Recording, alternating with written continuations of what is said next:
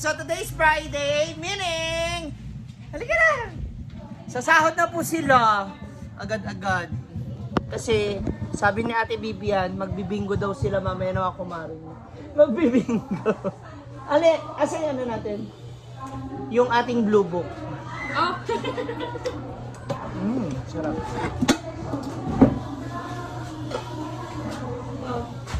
Nasaan ba? Hoy, ang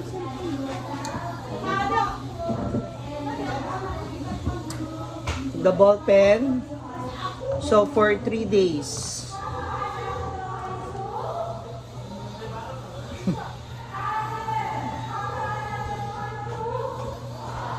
Ito ang natira? Ay, asan ba? Ay, kahapon yan. Hindi pa ko nakuha na yun. Ito ang pamalengke mo yan. Wala na tayong pamalengke. Wala na tayong pamalengke. Anyway, yari ka na.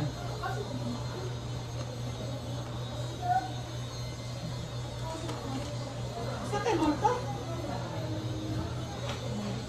Iwan mo yung cellphone dito, ah.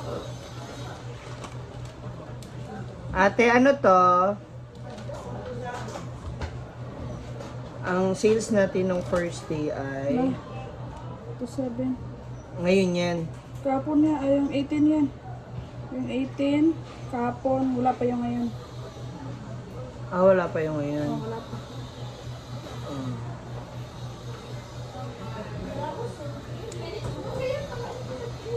So today is June 20.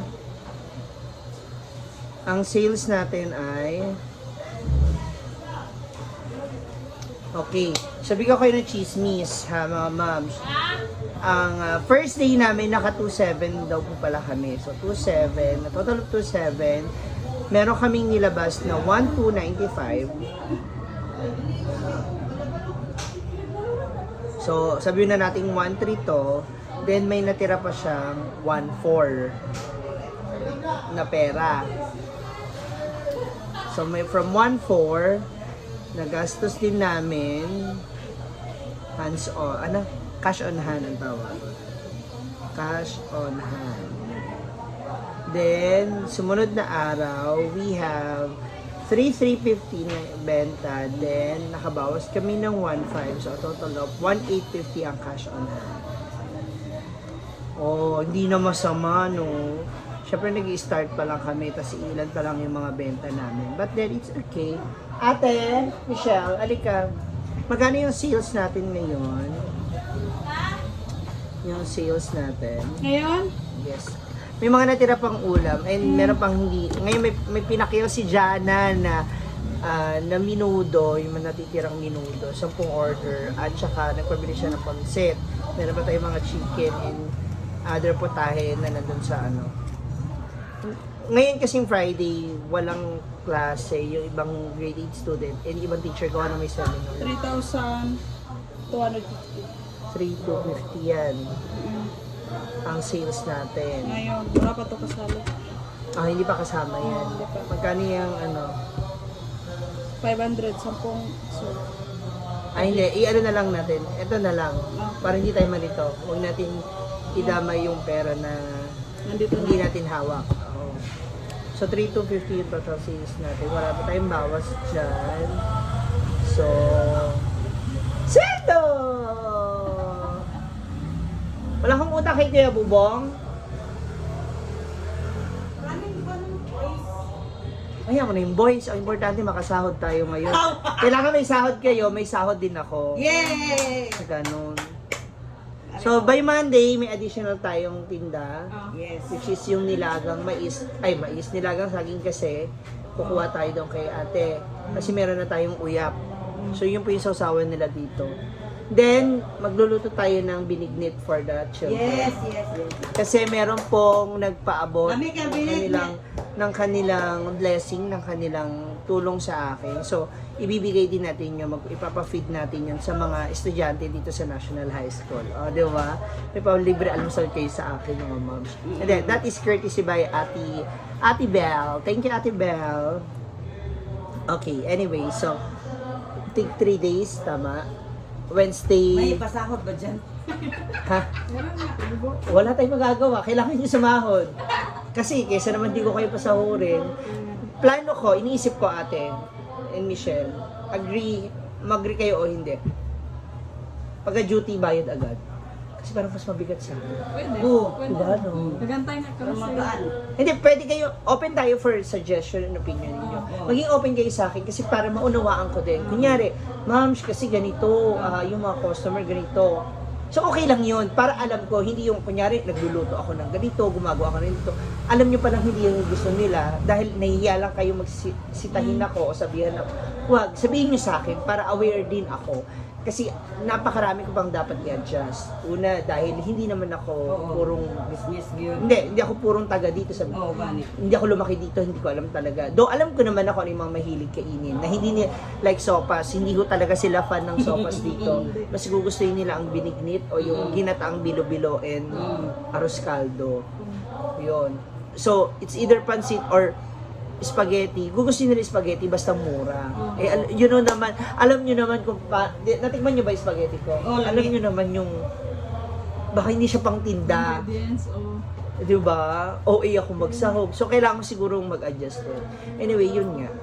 So, dahil dyan, may sahod na sila. Kailangan nyo sumahod. Kasi pag hindi kayo sumahod, hindi ko makikita.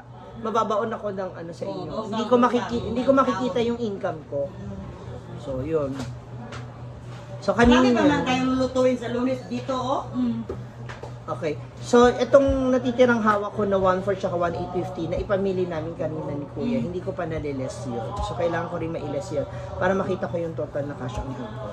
Kasi, wala na po kaming bigas, so kailangan kong bumili ng bigas. Kahit pa 10 kilo lang muna siguro. Huwag muna natin biglain. No? Kasi tulad niyan, for 3 days ilang kilo yun nandito. Yung una natin, 15 kilos lang tayo, diba? For 3 days. So, nagpa 5 kilos. Hindi, ngayon tayo lumaki lang nung last. Mas malaki yung Marami kanin. naman kumain. Oo. So, at least alam natin kung paano yung magiging adjustment. So, by Monday, mas malaki adjustment. So, I am requesting sana na since hanggang 3 lang naman kayo, baka pwedeng 4 na tayo nagsisimula magluto. 4 a.m. Ano naman. Ay, Pero pwede naman mag-out upuan. 3 or 2. 3, pwede na 3 mag-out na Wala kayo. namang customer. Ako na rin, yung matitira ako na bahala kasi magaan na lang naman. Outro. So, 2 or 3. tapos, kung aalis kayo dito, make sure na nandito ako. May maiwan na isa sa inyo. Alam ba, hanggat wala ako, huwag mo nang iwan. Ganun. Sa ngayon, kailangan ko muna ng tulong nyo kasi mag-adjust din yung body clock ko. And hindi na malingit sa kaalaman niya yung mga pinagdadaanan ko. So, Ganit. Sabot man mo. para pag nakita niyo akong tahimik, ma'am, ano, kasi may time na ganun ako. Baka mamaya magulat kayo, bigla ako na nanahimik, bigla ako nakasimangot, baka akala niyo ganito. So, Iniisip. oo. So, para ayoko rin kasi sa inyo maiba to yun. Mahirap kasi na wag na rin dito sa trabaho yung ganito, ganyan. Sabi, no, mahirap yun. Kasi, ganoon din ako sa inyong dalawa, di ba? Kayo alam nyo na yung isa't isa kung paano nyo gagawin. Pero ako, syempre, kailangan ko rin na i-adjust. Ako mismo, kasi hindi naman ako technically taga rito. Kapag So, Tagalog po. Yes. And that's okay. Sabi ko nga, kung magbisaya ka, okay lang. Sabot man ka. Oo, kasabot mo ko. Para na sa ganun, matuto rin Pero ako. ikaw, hindi man. Hindi, kasi, Release. oo. Bisaya. Kung halimbawa hindi ko naman naiintindihan yung sinabi nyo, tatanong ko naman. Kaya si kanina yung mga customer po namin na bumibili, pag nagtatagalog ako, gumigil, natatawa. Kasi hindi na alam kung paano sasagot. Ulo. And more like, nagpo-po and opo ako. And nagugulat ako sa mga teachers na sasagot ng gano'n. Doon yung mga ibang students hindi. Siguro, yun nga. Bulol, manggol na bulol. Magsalita sa Tagalog. Sila, nahihirapan. Anyway, ayun na. Ito na. Ay!